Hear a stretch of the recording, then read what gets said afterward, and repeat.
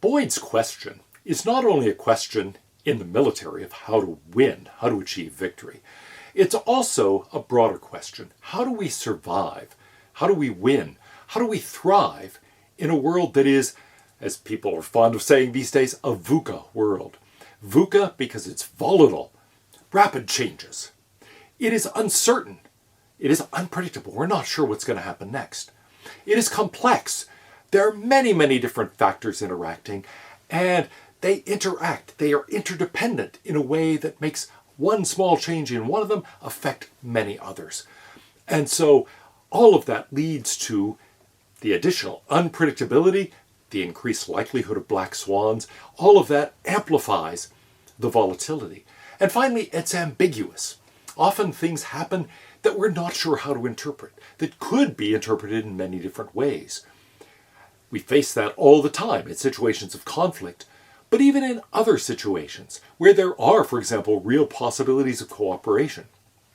Still, things tend to be volatile. They can change rapidly. They're uncertain. We're not sure if there really is an opportunity for cooperation or if the person we're trying to cooperate with is really to be trusted.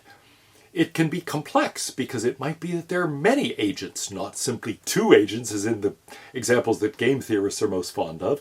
And in those situations, we might say, look, this is highly interdependent. If that person stops cooperating, that person's likely to stop cooperating, and then that one will, and so forth. So those complexities can make it very hard to anticipate what might happen. And it can be highly ambiguous. Someone may say something or do something, and we're not sure how to interpret the remark, how to interpret the action. So a lot of human interaction, conflict or not, falls under this general VUCA heading. How do we win? How do we thrive in such a world? That's Boyd's question. And when we're in situations of conflict, at least, we want to follow Sun Tzu's advice. We want to know ourselves and to know our enemy, but to avoid having our enemy know and understand us.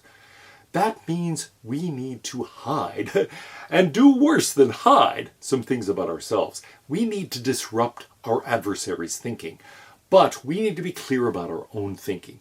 We, in effect, have to outthink and outact our adversary.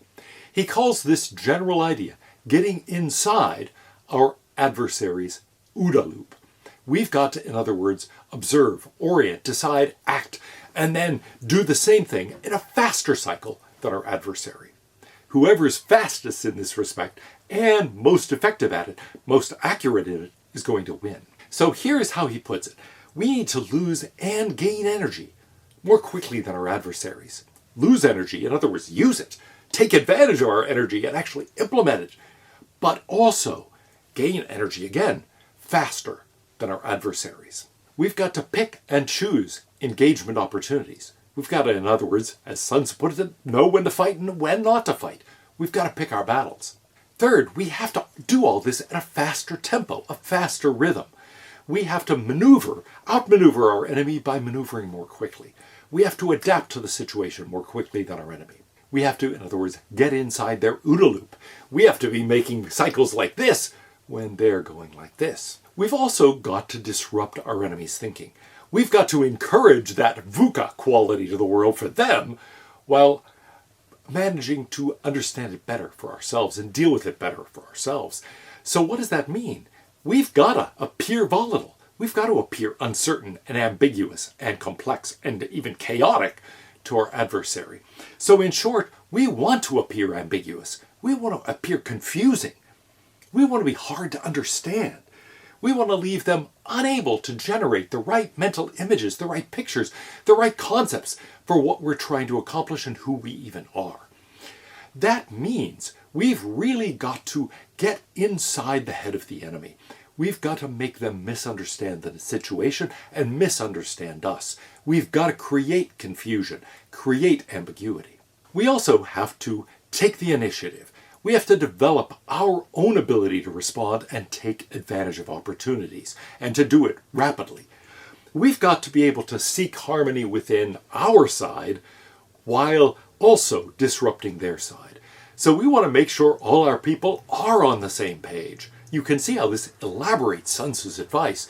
But we've also got to disrupt the plans of the enemy. We've got to keep them from understanding us, and we've got to, ideally, keep them from working well with one another. We've got to make them suspect one another, sow division, sow conflict, sow tension on the other side. As Sun Tzu put it, all we need to do is throw something odd and unaccountable in his way. Well, odd and unaccountable, that's what we want to appear to be. We want to do things that seem odd, that seem unaccountable, that seem confusing, that seem, in short, well, uncertain, ambiguous, that make our adversary unclear about what we're up to.